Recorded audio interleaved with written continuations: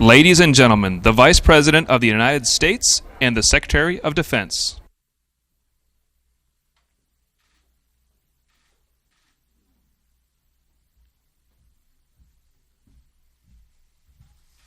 Ladies and gentlemen, the President of the United States.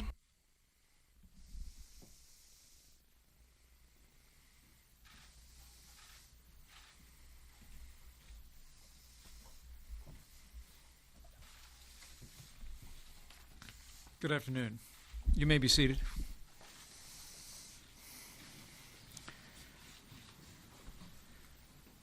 Mr. President, Chairman Dunford, members of the Joint Chiefs of Staff, leadership of the Department of Defense, men and women of our armed forces, distinguished guests, thank you for being here today for the ceremonial swearing in of General James Mattis as the 26th Secretary of Defense of the United States of America. It is a high honor for me to be with you today. You look around this room, we stand in a place of honor, the Hall of Heroes. The names of 3,498 American patriots are inscribed on these walls. Each of them performed personal acts of valor above and beyond the call of duty and received the Medal of Honor as a consequence. It is humbling for us to be among their names and to be with all of you. Secretary Mattis is soon to mark his 50th anniversary in the service of this country. During more than 4 decades in uniform, Secretary Mattis commanded Marines at all levels, from an infantry rifle platoon to a Marine expeditionary force. He led an infantry battalion in Iraq in 1991, an expeditionary brigade in Afghanistan after the 9/11 terrorist attack, went on to lead the 1st Marine Expeditionary Force, U.S. Marine Forces in Central Command. As a Joint Force Commander, Secretary Mattis commanded U.S. Joint Forces Command, NATO's Supreme Allied Command for Transformation, and U.S. Central Command. At U.S. Central Command, he directed military operations of more than 200,000 soldiers, sailors, airmen, Coast Guardsmen, Marines, and Allied forces across the Middle East. And now, Mr. Secretary, your President has called you to lead all of the armed forces of the United States. He and I have the highest faith in your judgment, your courage, and your dedication to this nation. And so on behalf of President Trump, it is my great privilege to administer to you the oath of office. If you would please place your left hand on the Bible, raise your right hand, and repeat after me. I, James Norman Mattis, do solemnly swear. I, James Norman Mattis, do solemnly swear that I will support and defend the Constitution of the United States that I will support and defend the Constitution of the United States against all enemies, foreign and domestic. against all enemies, foreign and domestic, That I will bear true faith and allegiance to the same. that I will bear true faith and allegiance to the same, That I take this obligation freely, that I take this obligation freely, without any mental reservation or purpose of evasion. without any mental reservation or purpose of evasion, And that I will well and faithfully discharge the duties and that I will well and faithfully discharge the duties of the office upon which I am about to enter. of the office upon which I'm about to enter. So help me God. So help me God. Congratulations. Thanks, Thanks, Mr. President, for your confidence.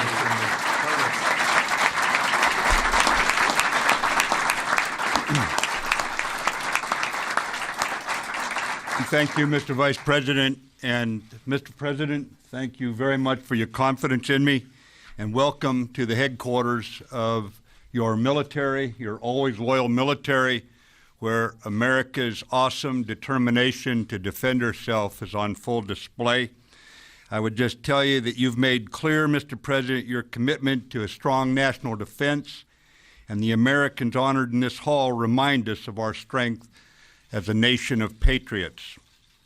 On behalf of your department, I want you to know that after more than a decade of war, our longest war, those serving today have been tested, and you can count on us all the way. We're grateful for you being here, for showing your respect for us on a day when former Secretary of Defense Bill Cohen, former Deputy Secretary Rudy De Leon are here. It's a reminder that this department stands in perpetuity as the defender, as the sentinels, and as the guardians of the nation. And thank you for your confidence in me, Mr. President. Total confidence. Thank you very much. Sure. Thank you, General.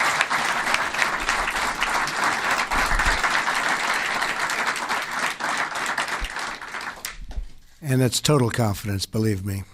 I'd like to first congratulate General James Mattis, now Secretary Mattis. Secretary Mattis has devoted his life to serving his country. He's a man of honor, a man of devotion, and a man of total action. He likes action. He is the right man at the right time, and he will do us all very, very proud. I'm honored to stand here today among so many patriots. You are the backbone of this country. You are the spirit of this nation in every sense. The men and women of the United States military are the greatest force for justice and peace and goodness that have ever walked the face of this earth. Your legacy exists everywhere in the world today, where people are more free, more prosperous, and more secure because of the United States of America. And you have earned and ensured for our children the glorious birthright of freedom bestowed upon us by God. We stand today in the Hall of Heroes, great heroes, a testament to the undying courage of those who wear our nation's uniform and who have received the highest distinction, the Medal of Honor. This is a sacred hall. The soul of our nation lives between these walls. These walls tell the story of those intrepid Americans who gave everything, risked everything, and fought with everything they had to save their fellow warriors, and warriors they are, believe me, warriors they are, and to save our wondrous liberties, and to save this God-blessed land. They shed their blood and poured out the love from their hearts to protect our home. We are in awe of their valor, tremendous valor, and we pledge our dedication to every single family serving our country and our flag. That is why today I am signing 2 executive actions to ensure the sacrifices of our military are supported by the actions of our government, and they will always be supported by the actions of our government, believe me. First, I'm signing an executive action to begin a great rebuilding of the armed services of the United States, developing a plan for new planes, new ships, new resources, and new tools for our men and women in uniform, and I'm very proud to be doing that.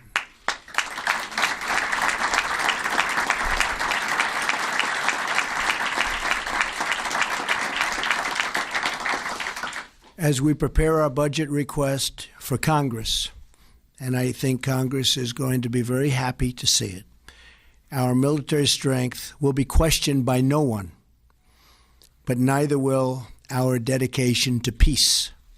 We do want peace. Secondly, I'm establishing new vetting measures to keep radical Islamic terrorists out of the United States of America. We don't want them here. We want to ensure that we are not admitting into our country the very threats our soldiers are fighting overseas. We only want to admit those into our country who will support our country and love deeply our people. We will never forget the lessons of 9/11, nor the heroes who lost their lives at the Pentagon. They were the best of us.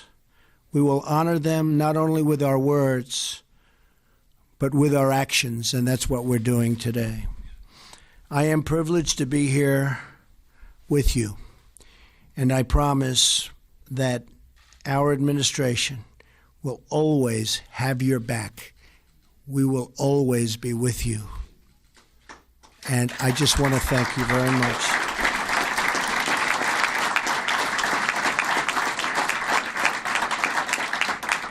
I want to just extend a very special congratulations to a great man, and that's Secretary Mattis. And I think he's going to lead us so brilliantly. He's a tremendous soldier, always has been. He's a general's general. Every general that I spoke to, I won't say that they all said, he's our favorite, but they did. He's our favorite. He's a special, special man. So I want to bless him, and God bless you, and God bless America. And Secretary Mattis, I have no doubt you're going to do an outstanding job. And thank you very much for accepting this responsibility. Thank you.